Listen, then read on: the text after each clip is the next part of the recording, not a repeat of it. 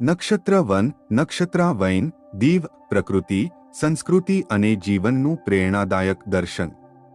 નમસ્કાર મિત્રો, આજે આપણે એવા એક વિશિષ્ટ સ્થળની વાત કરવા જઈ રહ્યા છીએ જે માત્ર એક બગીચો નથી, પરંતુ ભારતીય સંસ્કૃતિ, પર્યાવરણ પ્રત્યેની જવાબદારી અને જીવનના ગહન મૂલ્યોનો જીવંત સંદેશ આપે છે. આ સ્થાન છે નક્ષત્રવન, દીવ. આધુનિક જીવનમાં આપણે વિકાસની દોડમાં એટલા વ્યસ્ત બની ગયા છીએ કે ઘણી વખત પ્રકૃતિથી દૂર થઈ ગયા છીએ. ઊંચી ઇમારતો, વાહનોનો ઘોંઘાટ અને ટેકનોલોજીના વધતા ઉપયોગ વચ્ચે હરિયાળીનું મહત્વ આપણે ભૂલતા જઈએ છીએ. પરંતુ જ્યારે આપણે નક્ષત્રવન જેવા સ્થળે પહોંચીએ છીએ ત્યારે સમજાય છે કે સાચી શાંતિ કુદરતના ખોળામાં જ મળે છે. ભારતીય પરંપરામાં પ્રકૃતિને માતા સમાન માનવામાં આવી છે. વેદો, ઉપનિષદો અને પુરાણોમાં વૃક્ષો, નદીઓ અને પર્વતો પ્રત્યે આદર વ્યક્ત કરવામાં આવ્યો છે. નક્ષત્રવન એ જ વિચારને આધુનિક સ્વરૂપમાં રજૂ કરે છે. અહીં 27 નક્ષત્રો સાથે પરંપરાગત રીતે જોડાતા વૃક્ષોનું સંવર્ધન કરવામાં આવ્યું છે, જેથી લોકો પ્રકૃતિ, સંસ્કૃતિ અને પરંપરા વચ્ચેના સંબંધને સમજી શકે. મિત્રો, કોઈ પણ વૃક્ષને જુઓ, તે નાનકડા બીજમાંથી શરૂ થાય છે. શરૂઆતમાં તે નાજુક હોય છે, પરંતુ સમય, ધીરજ અને સતત વિકાસથી વિશાળ વૃક્ષ બને છે. એ જ રીતે દરેક મહાન વ્યક્તિ પણ નાની શરૂઆતથી જ આગળ વધી છે. સફળતાનું રહસ્ય એક જ છે: સતત પ્રયત્ન. વૃક્ષ આપણને બીજો એક મહાન પાઠ શીખવે છે. તે ક્યારેય પોતાના ફળ પોતે ખાતું નથી, પોતાની છાયા પોતે વાપરતું નથી. તે હંમેશા બીજાના સુખ માટે જીવતું રહે છે. સાચો મહાન માણસ પણ એવો જ હોય છે, જે પોતાના જ્ઞાન, સમય અને શક્તિનો ઉપયોગ સમાજના કલ્યાણ માટે કરે છે.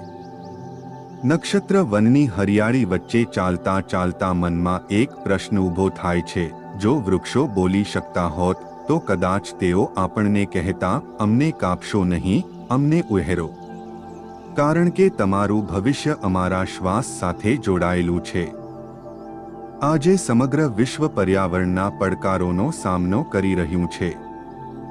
ગ્લોબલ વોર્મિંગ, પ્રદૂષણ, પાણીની અછત અને જંગલોનો વિનાશ માનવજાત માટે ચિંતાનો વિષય છે. આવા સમયમાં નક્ષત્રવન જેવા સ્થળો માત્ર પ્રવાસન કેન્દ્ર નથી, પરંતુ પર્યાવરણ પ્રત્યે જાગૃતિ લાવતા પ્રેરણા સ્થળ છે. મિત્રો, આપણે ઘણીવાર વિચારીએ છીએ કે એક વ્યક્તિ શું બદલાવ લાવી શકે, પરંતુ ઇતિહાસ સાક્ષી છે કે દરેક મોટા પરિવર્તનની શરૂઆત એક વ્યક્તિથી જ થઈ છે. જો દરેક પરિવાર દર વર્ષે એક વૃક્ષ વાવે અને તેની જવાબદારી લે, તો થોડા વર્ષોમાં લાખો વૃક્ષો ઊભા થઈ શકે. આ નાનો પ્રયાસ ભવિષ્યની પેઢી માટે અમૂલ્ય ભેટ બની શકે. નક્ષત્રવન આપણને ધીરજનો પાઠ પણ શીખવે છે. કોઈ વૃક્ષ એક દિવસમાં મોટું બનતું નથી. તેને વર્ષો સુધી વરસાદ, સૂર્યપ્રકાશ અને સમયની જરૂર પડે છે. એ જ રીતે જીવનમાં પણ સફળતા તરત મળતી નથી.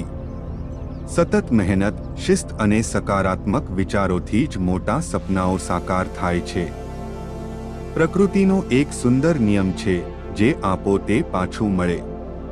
જો આપણે વૃક્ષો વાવીએ તો શુદ્ધ હવા મળશે, પાણી બચાવીએ તો જીવન બચશે, પર્યાવરણને સાચવીશું તો આપણું ભવિષ્ય પણ સુરક્ષિત રહેશે. નક્ષત્રવન આપણને એ પણ શીખવે છે કે વિવિધતા એ જ શક્તિ છે. જેમ અહીં અલગ અલગ પ્રકારના વૃક્ષો મળીને એક સુંદર હરિયાળું પરિસર બનાવે છે, તેમ સમાજમાં વિવિધ વિચારો, ભાષાઓ અને સંસ્કૃતિઓ સાથે મળીને એક મજબૂત રાષ્ટ્રનું નિર્માણ થાય છે. એકતા અને સહકાર જીવનને વધુ સુંદર બનાવે છે. આજના યુવાનો માટે નક્ષત્રવન એક વિશેષ સંદેશ આપે છે: મોબાઈલની સ્ક્રીનથી થોડો સમય કાઢો અને પ્રકૃતિ સાથે જોડાઓ. વૃક્ષોની વચ્ચે થોડો સમય વિતાવો. તમે અનુભવશો કે મન શાંત બને છે, વિચારો સ્પષ્ટ થાય છે અને નવી ઉર્જા મળે છે. જો આપણે બાળકોને માત્ર પુસ્તકોનું જ નહીં પરંતુ પ્રકૃતિનું પણ શિક્ષણ આપીએ તો તેઓ જવાબદાર નાગરિક બનશે. તેમને વૃક્ષ વાવવાનું, પાણી બચાવવાનું અને સ્વચ્છતા જાળવવાનું મહત્વ સમજાવવું એ આપણા સૌની જવાબદારી છે. નક્ષત્ર વનની મુલાકાત માત્ર ફરવાનો અનુભવ નથી, તે આત્મચિંતન કરવાની તક છે. અહીંની હરિયાળી આપણને યાદ અપાવે છે કે જીવનમાં સાચી ખુશી ભૌતિક સંપત્તિમાં નહીં પરંતુ સ્વસ્થ શરીર, શાંત મન, શુદ્ધ પર્યાવરણ અને સારા સંબંધોમાં વસે છે. ચાલો આજે આપણે સૌ એક સંકલ્પ કરીએ. દર વર્ષે ઓછામાં ઓછું એક વૃક્ષ જરૂર વાવીશું. વાવેલા વૃક્ષની સંપૂર્ણ સંભાળ રાખીશું. પાણી અને વીજળીનો બગાડ અટકાવીશું. પ્લાસ્ટિકનો ઉપયોગ ઓછો કરી પર્યાવરણને સ્વચ્છ રાખીશું. અન્ય લોકોને પણ પ્રકૃતિ પ્રત્યે જાગૃત કરીશું. મિત્રો, યાદ રાખો, આપણે ધરતી આપણા પૂર્વજોથી વારસામાં નથી મેળવી, પરંતુ આવનારી પેઢી પાસેથી ઉધાર લીધી છે.